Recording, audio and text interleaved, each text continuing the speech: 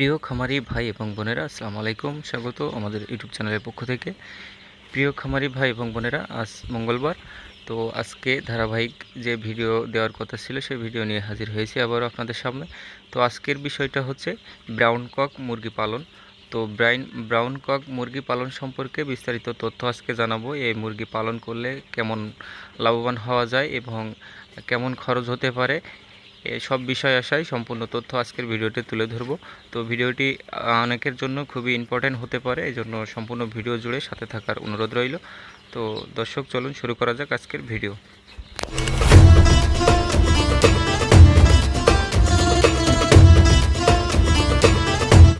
প্রিয় খামারি ভাই এবং বোনেরা, আশা করি আল্লাহর রহমতে আপনারা অনেক ভালো আছেন, আমিও আপনাদের দোয়ায় ভালো আছি।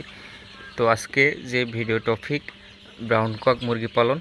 তো এই ব্রাউন কক মুরগি আপনারা চাইলে অনেকেই পালন করতে পারেন। তো এই মুরগি ব্রাউন কক আসলে নামটা দেওয়ার একটাই কারণ, এই যে ব্রাউন লেয়ার যে মুরগির ডিম আমরা বাজারে পেয়ে থাকি, সাদা যে ডিমটা, সেই ডিমের জন্য যে মুরগিটা রাখা হয়, আসলে ব্রাউন লেয়ার যেটা সেটা হলো মুরগি, আর ব্রাউন কক সেটাকে বলে মোরগ। তো এই ব্রাউন কক যদি আপনি পালন করেন তাহলে আপনার প্রত্যেকটা বাচ্চাই মোরগের বাচ্চা হবে। তো এখানে কোনোভাবে আপনি মুরগির বাচ্চা পাবেন না, কেননা মুরগির বাচ্চাগুলো ওনারা হ্যাচ থেকে আলাদা করে রাখে। তো মুরগির বাচ্চা যেটা হয় সেটার দাম ওনারা 80 থেকে 90 টাকা পিস বিক্রয় করে থাকে, ব্রাউন লেয়ারের যে মুরগির বাচ্চাটা। তো ওনারা ওইটা আলাদা করে বিক্রয় করে থাকে, এবং বাদবাকি যে মোরগের বাচ্চাগুলো থাকে সেই বাচ্চাগুলো খুবই কম মূল্যে সেল করে থাকে খামারিদের কাছে। তো যার কারণে এই বাচ্চা নিলে লাভবান হওয়া কিছুটা সম্ভাবনা থাকে। প্রিয় দর্শক, আপনাদের সাপোর্টে আমি এত দূর আসতে পেরেছি। তো যারা আমার ভিডিও দেখে চলে যান, আমি তাদের কাছে অনুরোধ করব অবশ্যই আপনারা সাবস্ক্রাইব করে দিবেন, আমাকে আরও সাপোর্ট করবেন, অনুরোধ করছি। আপনাদের জন্য আমি বরাবরই কাজ করে যাচ্ছি। তো আপনাদের সাহায্য সহযোগিতার জন্য আমি আমার ইউটিউব চ্যানেল ওপেন করেছি। তো অনেক ধোঁকাবাজ বাটপার ইউটিউবার আছে, তারা প্রতিনিয়ত আমাদের মতো নিরীহ খামারিদের সাথে প্রতারণা করে থাকে। তো আমি সেই সমস্ত ইউটিউবারদের আসলে শিক্ষা দেওয়ার জন্য আমার এই চ্যানেলটি ওপেন করা ছিল। তো আপনাদের সহায়তায় আমি এতদূর আসতে পেরেছি। ইনশাল্লাহ আমি প্রতিবাদ বরাবরই করে যাব, আপনাদের পক্ষে কথা বলবো। তো দর্শক, আপনারা সাবস্ক্রাইব করবেন অবশ্যই, এবং লাইক কমেন্ট করে আমাকে আরও উৎসাহিত করবেন। আপনার মুরগি সংক্রান্ত কোনো তথ্য জানার থাকলে অবশ্যই আপনি কমেন্টের মাধ্যমে আমাদেরকে জানাতে পারেন, আমরা সাথে সাথে আপনার অ্যান্সার দেওয়ার চেষ্টা করব। তো দর্শক, এই যে ব্রাউন কক আপনার প্রত্যেকটা বাচ্চাই মোরগ হবে। এখানে মুরগি মর্টালিটি কম হয় মোরগের বাচ্চা হওয়ার কারণে, কেননা মোরগের বাচ্চাদের একটু রোগ প্রতিরোধ ক্ষমতা বেশি থাকে। তো আমার খামারের পাশে একটা খামার, আমার এক ছোট ভাই, তো উনি এই ব্রাউন কক এই বাচ্চাটা উঠিয়েছিল এখান থেকে 35-36 দিন আগে। তো দেখুন, 35-36 দিনের মধ্যে ওনার বাচ্চাগুলো প্রায় 600 থেকে 700 গ্রামের মতো ওজন এসে গেছে এভারেজ। তো দেখা যাচ্ছে উনি এই বাচ্চাটা ক্রয় করেছিল মাত্র 9 টাকা করে পিস। তো সেখানে আমরা সোনালি বাচ্চা ক্রয় করতে গেলে সেখানে 40 থেকে 45 টাকা পিস পড়ে যেত। তো এখানে বাচ্চার দামের একটা বড় ব্যবধান আছে।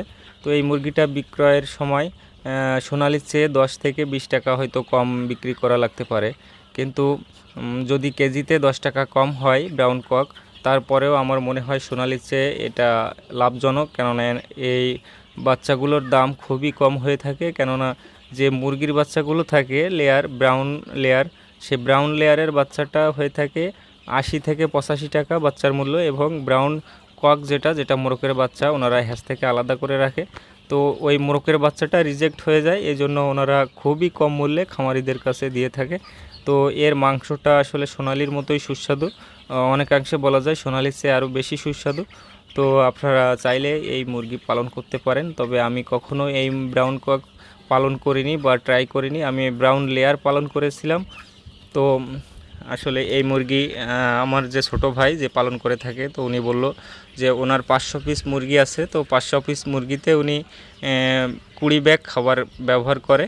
তো 20 বস্তা খাবার খাওয়ানোর ফলে ওনার মুরগিগুলো কেজি প্লাস ওজন এসে যায়।